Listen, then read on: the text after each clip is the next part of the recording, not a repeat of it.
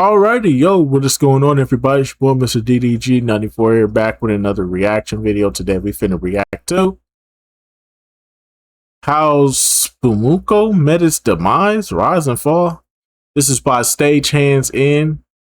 This is the company responsible for Yogi Bear and Ren and Stimpy, garbage ass cartoon. Fuck Ren and Stimpy, that's the most garbage cartoon of all time. But anyway, so without further ado, let's get right into this. You know who that is? I'm so hungry. Illuminating Here at Spümcø, we're gonna do cartoons for men. You can't talk about Spümcø without talking about John Kricfalusi and all of his many ailments, but that's for later on. What's wrong with you? Born on September 9th, 1955 in Chicoutimi, Quebec, Canada. In his early years, John would spend most of his life on army bases with his father, as he was a part of the Royal Canadian Air Force. He would live in Belgium and Germany in different years. To keep him at bay, John would watch a lot of cartoons at Air Force cinemas. After his father's time serving, the family would move to Ottawa. At this time, John would spend most of his time with his family. This would lead John to be inspired to draw cartoons in his young age. Years later, he would attend Sheridan College while going to animation showings at Innis College. The inspiration of the golden age of animation by Tex Avery would fuel his many works. While attending, he would meet Bob Clampett, but after a year he would be expelled. There have been many debates on whether or not it was an expulsion or just him dropping out. Due to low attendance, he would move to LA to start his career. What the guys did in the 40s, nobody alive today can do.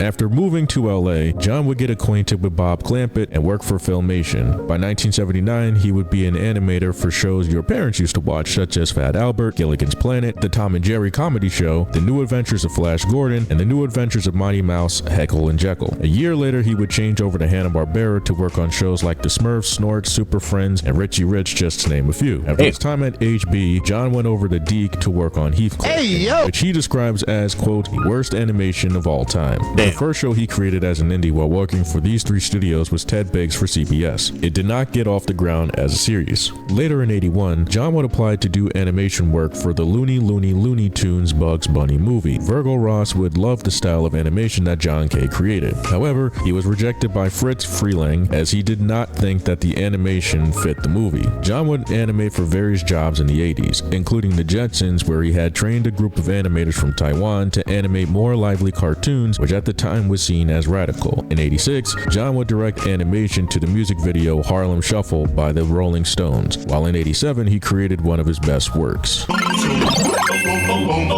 Here he comes. Mighty Mouse The New Adventures is a revival of the character Mighty Mouse. At the time of pitching the show, Ralph Bakshi would meet with Judy Price for shows on the CBS Saturday morning block. Judy would outright reject John K.'s work, which was recommended by Ralph, including what was an early version of Ren and Stimpy. Ralph would then bring up Mighty Mouse, and Judy would agree to it. The only problem was he didn't have the rights, only to find out that CBS had owned all the rights to Terry Toons in 1955 and completely stopped giving a crap about it. Complete shocker. As the show was greenlit, John K. would pitch 13 storylines in 1 week, while hiring other animators in a short time span from other studios to work on the show. Production was demanded so fast, John K. would create a 4-man team consisting of himself, Bruce Woodside, Steve Gordon, and Eddie Fitzgerald. John would insist the team of animators create gags within the art style, as well as open the door with more wittier and realistic animation, giving creative freedom to animators that were forced to follow rules at other studios. After the second season, John would not go back to the production, while at the same time, the show would fall under controversy over a scene depicting Mighty Mouse sniffing a crushed flower, insisting that it would garner kids to do drugs. The show would not last until '88, where John moved to his next project. It's time for the Beanie and Cecil Show. Fuck is this? Jeez, that's us! In '88, John K. would leave the Mighty Mouse project. He would go over to Deke Entertainment as Bob Clampett would recommend John by name to ABC. ABC was remaking a lot of old IPs to a modern audience. The show itself would have been in a list of shows to enter the fall slots, along with the New Adventures of Winnie the Pooh and a pup named Scooby-Doo. Audience meter was measured on Care Bears, which ABC would blame its staff for being a failure as a show. Production was rushed as it was aimed to meet its September deadline. As production was going going on, ABC and John K would butt heads as ABC wanted the show to be friendly to kids, but John pushed it to be edgy and shocking. Chuck Lorre would be hired, but the problem was he was affected by the 1988 Writers Guild strike. Therefore, he was only able to find animation work. He was very despondent to the project and was fired after an argument with the Clampett family and lack of motivation. Only 5 out of the 13 episodes were aired, and John K was eventually dropped from this project by ABC due to overwhelming arguments on creativity. Damn, this nigga sound like a complete failure, bro. This nigga done left hella projects, bro.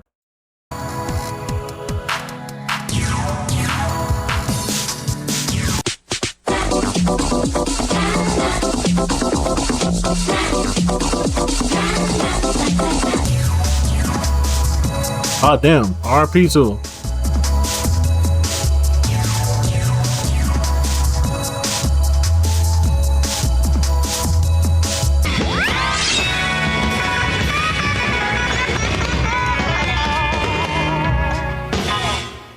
After working for various major animation studios, John K would be immensely dissatisfied with how the animation industry was run. In 1989, Spümcø was created by John, Jim Smith, and Bob Camp. These animators would be the heads of the company after being fired or quit certain studios as well. And despite the name, I looked it up and clearly means nothing. I looked up the definition and trust me, you don't want to know what comes up.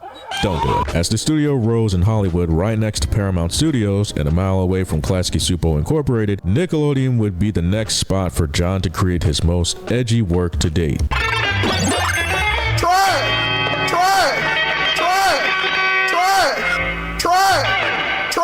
Ren and Stimpy itself wasn't conceived in the 90s, but way back in the 70s as a passion project John would work on in college. Ren's character inspiration came from Elliot Erwitt, while Stimpy came from Merry Melody's cat characters. As Nickelodeon would be looking for more talent in the 90s during the golden era, Nickelodeon would look at John's work. John would come up with a few shows, including Ren and Stimpy. Vanessa Coffey, former VP of Nickelodeon, would only keep an interest in Ren and Stimpy. A pilot was made called Big House Blues and was screened at film festivals and pitched to Nick. With this success, it was considered the first Nicktoon. Debatable if Doug was the first. Along with Rugrats and Doug, Ren and Stimpy would air August 11th of 1991. The show was a hit, and John K would have a very good relationship with Coffey in the beginning regarding how the show was made. Then everything changed when John K crashed out. At Nickelodeon, John K would make wholesome episodes under Coffey's orders in exchange for edgy episodes. The controversy wouldn't stop at the show either. John would refuse to make his creations into merchandise for Nick. Many episodes were delayed, and Nickelodeon forced its hand at John to create episodes on the deadline or cancel the show outright. Over budgeting was also a problem, as John would hire animators at will and throw out storyboards he didn't like. It was rumored $6 million was budgeted to Spümcø, and less was given to Jumbo Pictures and Klasky Csupo Incorporated. It was also said that this is why Jumbo Pictures went over to Disney, but don't quote me on that one. Nickelodeon would also have problems with multiple episodes hitting censors, including Man's Best Friend, which would be one of the most edgiest and controversial episodes of Ren and Stimpy. The episode itself is findable on sites that have the episode, but long story short, it depicts Ren beating George Liquor on screen with an oar and cigar smoking as an ending.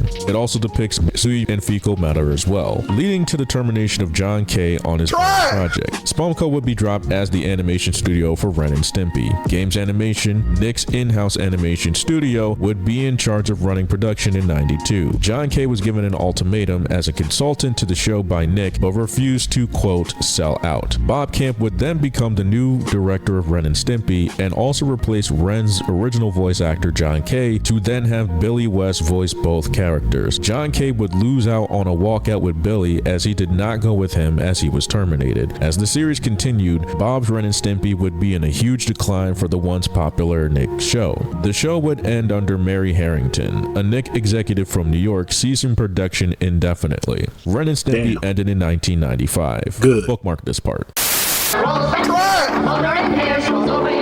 Thank God they got that garbage off the fucking airways, bro. That shit was trash, bro.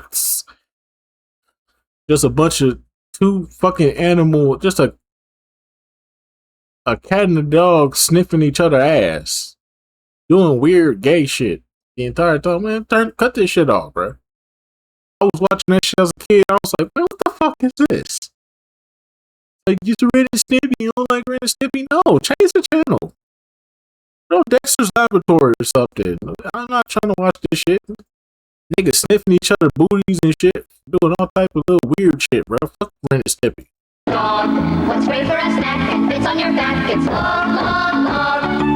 Hey kids, start jumping up and down like idiots, because look what's new from Log this time.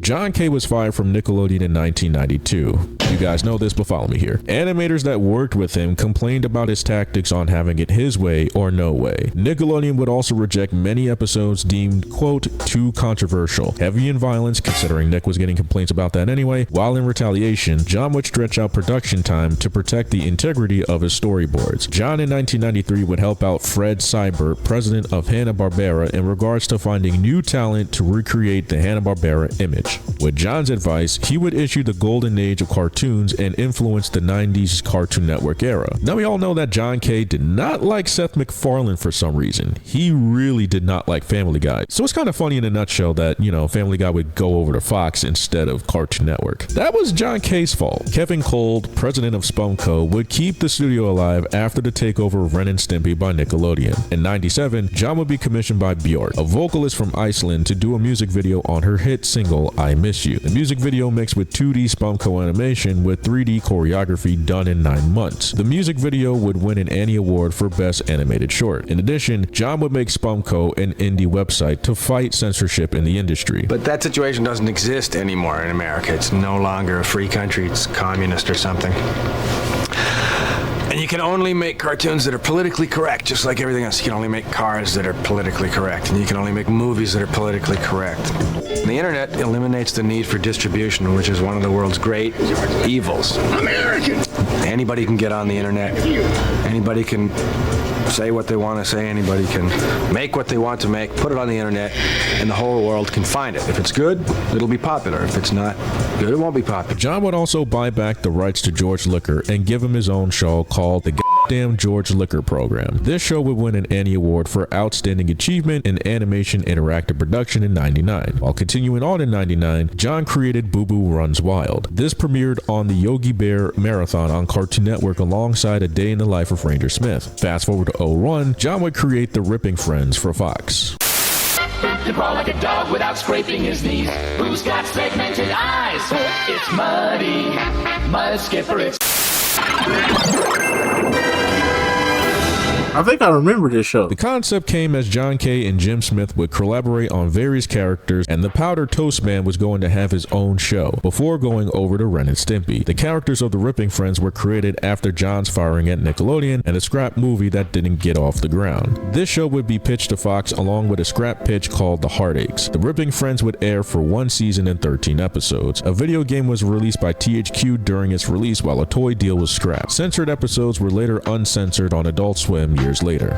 Later on in 01, John K. would be contacted by Tenacious D band leader Jack Black to do his music video F Her Gently for the debut album. In 02, after the cancellation of the Ripping Friends, TNN called John as the channel was looking for new shows as the network was struggling, which would lead into the Ren and Stimpy adult party cartoon.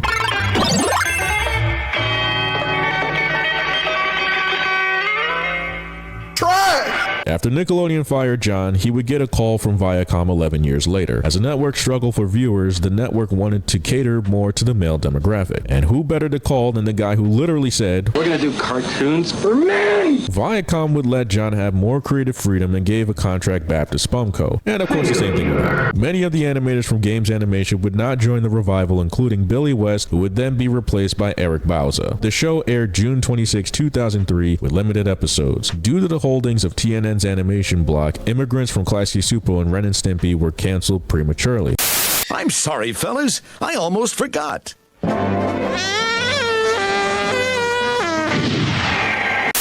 Spike TV would consider bringing back Ren and Stimpy one final time. However, Paramount would cut Spümcø off entirely, as the episode Naked Breach Frenzy would be the final straw for the company. Ironically, that episode is in the Ren and Stimpy Lost Episodes DVD uncensored. Later on, Spümcø would get in the video game market and co-produce the Japanese video game Yokai no Mariko and Yokai Second Act, both released in 01 and 02 for the PS2 only. in Japan. The third video game was Go Go Hypergrind for the GameCube in 03. You would think they would stick to video games after this, right? By 05, Spümcø would shut down production following a lawsuit by Bob Jacques for royalties on working on Ren and Stimpy by the Canadian court. John K. would only pay partial payments. The studio trademark expired in 07. That's it. That's the end of the video.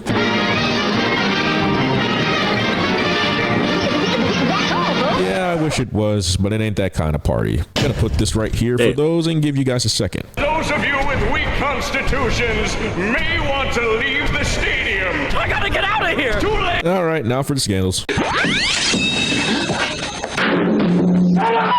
John K. comes with many controversies for many years. Ren and Stimpy was an insight to the man behind the pencil. During his time at Nickelodeon, many animators would complain about his missed deadlines, tug-of-war regarding storyboards, and delaying storyboards, over budgeting, and being accused of SA by two former animators of Spümcø during the production of Ren and Stimpy. So this nigga, man, ain't no way, bruh. It's unbelievable. It's unbelievable. It's unbelievable. It's Hey, yo, what the fuck? Why am I not surprised? A person that would make something like Ren and Stimpy would probably dive into that sector. I'm just saying. Anybody that a person, an individual that can make a show like Ren and Stimpy may dive into that sector. Just saying. Allegations at the time of the incident were that they were teenagers. You sick little monkey. Katie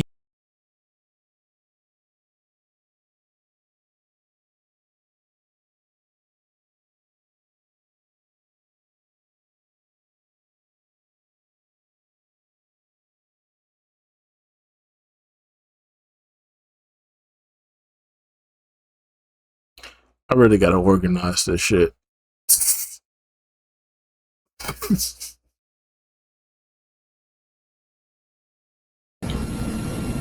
When you say teenage, how are we talking? Girls who are teenagers.